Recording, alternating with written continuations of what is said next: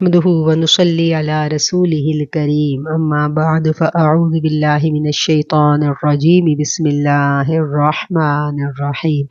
الحمدللہ ہمارے دورہ قرآن کا آغاز ہو چکا ہے اور جو سپارہ ہم پڑھتے ہیں اس سپارے کے کی پوائنٹس، اہم نکات مختصراً اور جامع انداز میں آپ کے سامنے ایک خوبصورت فلائر کی شکل میں گروپ میں پوسٹ کر دیے جاتے ہیں، اور وہی اہم نکات، وہی کی پوائنٹس جو ہیں اب انشاءاللہ آڈیو کی صورت میں بھی آپ کو یوٹیوب پر مل سکیں گے۔ تو آج ہم آپ کو بتائیں گے کہ پارہ نمبر 1 میں جو اہم مضامین بیان کیے گئے ہیں وہ کون کون سے ہیں۔ پارہ نمبر 1 کے اہم نکات: سورہ فاتحہ ایک مکمل دعا اور اللہ تعالیٰ کی حمد و ثنا۔ سورہ فاتحہ کے 3 اہم مضامین ہیں۔ نمبر 1 ہے جی توحید کا بیان، پھر اللہ سے ہدایت کی دعا۔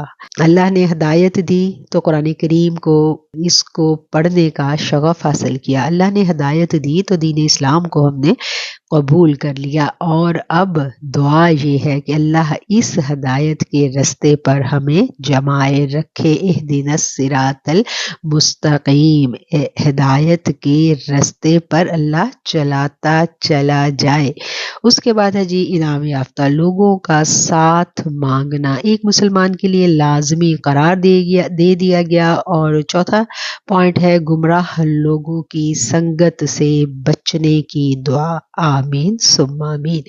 اس کے بعد شروع ہوتی ہے سورہ بقرہ۔ سورہ بقرہ کا آغاز ہوتا ہے حروف مقطعات سے۔ کتاب اپنا تعارف کرواتی ہے کہ یہ اللہ کی کتاب ہے، لا ریب فیہ، اس میں کوئی شک نہیں ہے۔ اس کتاب سے ہدایت پانے کے لیے تقوی شرط ہے۔ اہل ایمان کے اوصاف اور ایمان بالغیب۔ 5واں پوائنٹ ہے منافقین کے خصائل، حضرت آدم علیہ السلام کی خلافت اور بنی اسرائیل پر انعام خداوندی اور ان کی ناشکری، ان واقعات کو بیان کیا گیا ہے۔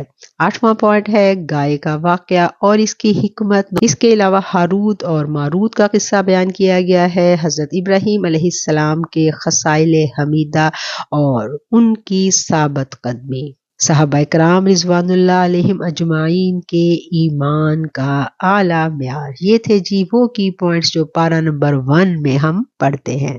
صدق اللہ العظیم و صدق رسولہ النبی الکریم۔